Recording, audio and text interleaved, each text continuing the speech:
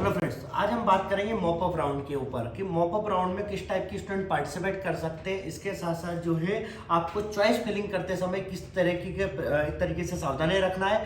Plus हमें जो question money जो हम सिक्योरिटी मनी डिपॉजिट करेंगे वो कितनी सिक्योरिटी मनी डिपॉजिट करना है। इसके साथ साथ वो रिफंड होगी या नहीं होगी। वैसे तो सिक्योरिटी मनी जो होता है आपको कॉलेज मिले या ना मिले हर एक केस में रिफंड ही होगी, लेकिन यदि किसी केस में नहीं होगी तो वो कौन सा केस हो सकता है जिसमें सिक्योरिटी मनी रिफंड नहीं होगी, तो हम वो देखते हैं। ठीक है, आप सारे चैनल फॉलो करते रहिए जिससे कि आपको सारी इंफॉर्मेशन प्रोवाइड करते रहेंगे हम लोग।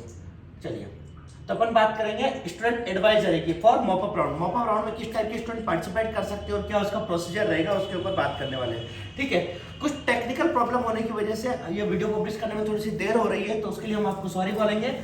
अब देखते हैं। ठीक है, तो यहाँ पर ये इन्होंने डॉक्यूमेंट जो बना रखा है, एमपीडीएम ने डॉक्यूमेंट पब्लिश किया था रूल्स एंड रेगुलेशन का, उसी का है। ठीक है, तो ये डॉक्यूमेंट एक स्टैंडर्ड डॉक्यूमेंट है जिसके ये वाला पेज, इसके बाद इसमें क्या क्या संशोधन हो चुके हैं, एक तरीके से उसमें अमेंडमेंट हो गए हैं, उन सब के ऊपर भी अपन बात करने वाले हैं। ठीक है, तो यहाँ पर ये काउंसलिंग के अंतिम चक्र है मॉप अप राउंड। ठीक है, तो काउंसलिंग के मॉप अप राउंड में कौन कौन पार्टिसिपेट कर सकता है, इसका फाइनल जो है वो डीएमई ने ये यहाँ बना रखा है करेक्शन में। ठीक है, आप चाहे तो रूल्स एंड रेगुलेशन में सबसे बॉटम पर सेकंड लास्ट या थर्ड फोर्थ पेज पर जो है ये सारे रूल्स मिल जाएंगे। ठीक है, तो नियम 12 के उपनियम 2 के स्थान पर निम्नलिखित स्थापित किए गए। तो नियम 12 अपन ने देख ही लिया है, ये नियम 12। ठीक है, तो रूल नंबर 12 में उन्होंने कुछ अमेंडमेंट या एक तरीके से संशोधन किए थे, वो क्या क्या संशोधन किए वो है।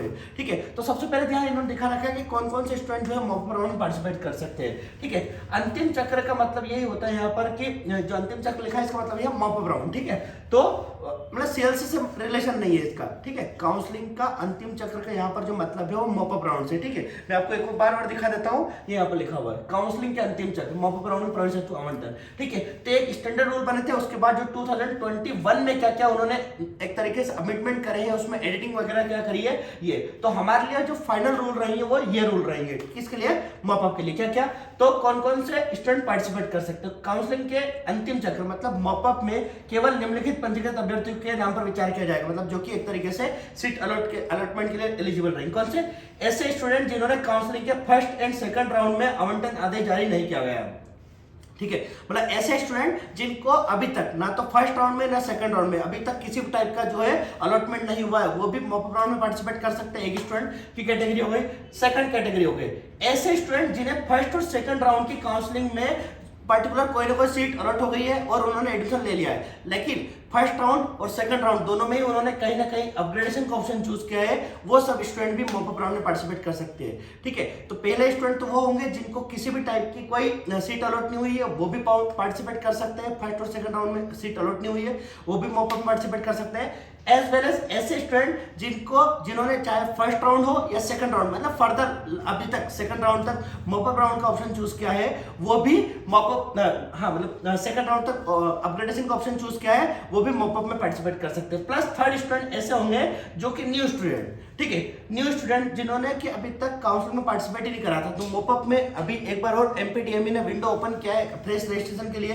तो वो स्टूडेंट भी यहाँ पर पार्टिसिपेट कर सकते हैं। अब यहाँ पर मेन बात जो आपको ध्यान रखना है कि सभी उपरोक्त सभी अभ्यर्थियों को प्रवेश शुल्क अग्रिम रूप से 2 लाख रुपए जमा करना आवश्यक होगा। ठीक है, तो सभी कैटेगरी के स्टूडेंट को यहाँ पर 2 लाख रुपए आपको एक तरीके से सिक्योरिटी मनी पे करना रहेगी। ठीक है, तो अब यहाँ पर यह हो सकता है जिसमें थोड़ा सा हमें पॉसिबिलिटी है कि जिन स्टूडेंट ने पहले से 1 लाख रुपए या उससे रिलेटेड अमाउंट पे कर रखा है, तो वो अमाउंट यहाँ पर एडजस्टमेंट हो जाएगा। जैसे मान लो किसी ने 1 लाख रुपए जमा कर रखे, तो 1 लाख रुपए ही उसे मॉप अप में जमा करना पड़ेगा। इस डॉक्यूमेंट के हिसाब से तो समझ में आ रहा है। बाकी अभी चॉइस फिलिंग के टाइम पर कितने अमाउंट लग रहा है वो अपने को पता चल जाएगा।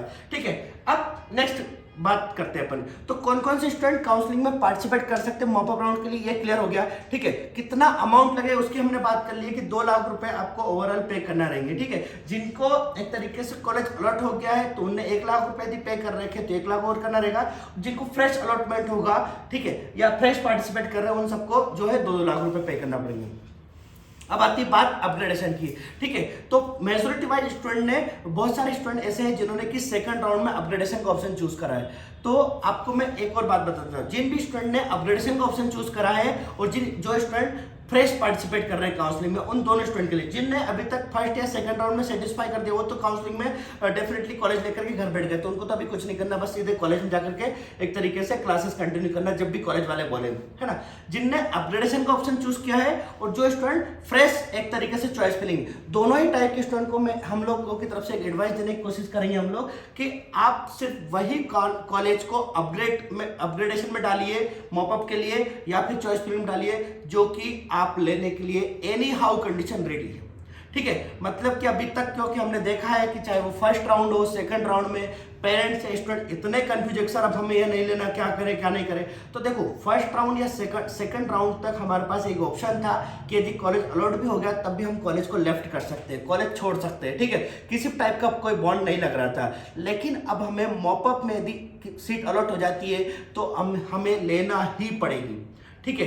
तो इसलिए यदि आपने नहीं ली सीट तो वहां पर जो आपकी 2 लाख रुपए या जितना भी सिक्योरिटी मनी आपका अमाउंट जमा हुआ है वो एक तरीके से लैप्स हो जाएगा, ठीक है। तो हम लोग आपको एक क्लियर कट एडवाइस देने की कोशिश ये कर रहे हैं कि जो कॉलेज आपको लेना है वही कॉलेज काउंसलिंग में आप डालिए, जो नहीं लेना है उसे आप बेवजह डालिए ही मत, ठीक है, जिससे कि आपको अननेसेसरी प्रॉब्लम से बच जाएंगे। नहीं तो आपके 2 लाख रुपए भी जाएंगे और जो है वो सीट जो कोई काम की नहीं रहेगी, क्योंकि यहाँ पर ऐसा क्लियर कट लिख रखा है उन्होंने, मॉपअप राउंड की काउंसलिंग से आवंटित अभ्यर्थी द्वारा प्रवेश न लिए जाने की स्थिति में या अभ्यर्थी द्वारा प्रवेश लेने के पश्चात सीट से त्यागपत्र देने के फलस्वरूप रिक्त सीट मॉपअप चरण के पश्चात जो सीएलसी संस्था स्तर पर कराए जाने वाले चरण की काउंसलिंग में सम्मिलित नहीं की जाएगी। मतलब वो एक तरीके से ये खत्म हो चुका है, ठीक है। तो वो फाइनल राउंड है एक तरीके से। तो मॉपअप राउंड जो होता है इसमें आपको हम सभी पेरेंट्स को स्टूडेंट को यही एडवाइस देंगे कि आप पहले से लिस्ट बना लीजिए कि कौन कौन से मेडिकल कॉलेजों को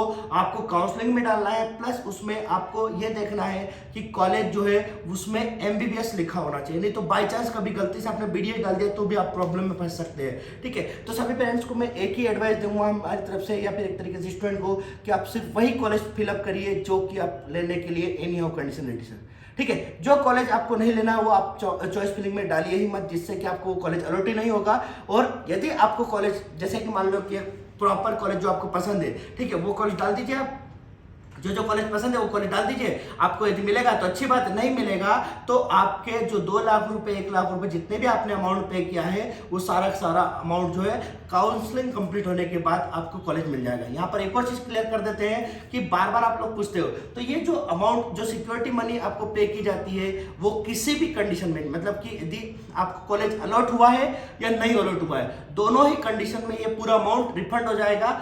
सिर्फ एक ही कंडीशन है जिसमें अमाउंट नहीं रिफंड आएगा, या तो वो एडजस्टमेंट हो जाएगा आपके काउंसलिंग प्रोसेस में, या फिर आपने कॉलेज अलॉट होने के बाद कॉलेज में एडमिशन नहीं लिया है तो उस कंडीशन में वो अमाउंट आपका जो होगा लैप्स हो जाएगा, ठीक है। तो यही एक मेन पॉइंट था जो कि आपको काउंसलिंग से रिलेटेड बताना था। इसके अलावा आप लोग डिमांड कर रहे हैं कि सर कट ऑफ क्या जा सकता है, तो कल अभी उसका वर्चुअल वैकेंसी आ जाएगी एमपीडीएमए की तरफ से कि कितने स्टूडेंट ने अपग्रेडेशन पे डाला है, तो लगभग ये मान के चलना कि उसके बाद पता चल जाएगा। लेकिन अभी मोटा मोटा अनुमान जो है कि जो हमने प्रीवियस वीडियो डाल रखे हैं एक्सपेक्टेड कट ऑफ का, जो लास्ट वीडियो हमने डाला था एक्सपेक्टेड कट ऑफ का, उम्मीद है कि लगभग उसी के आसपास जो है ओबीसी जनरल और ईडब्ल्यूएस में कट ऑफ रहना चाहिए।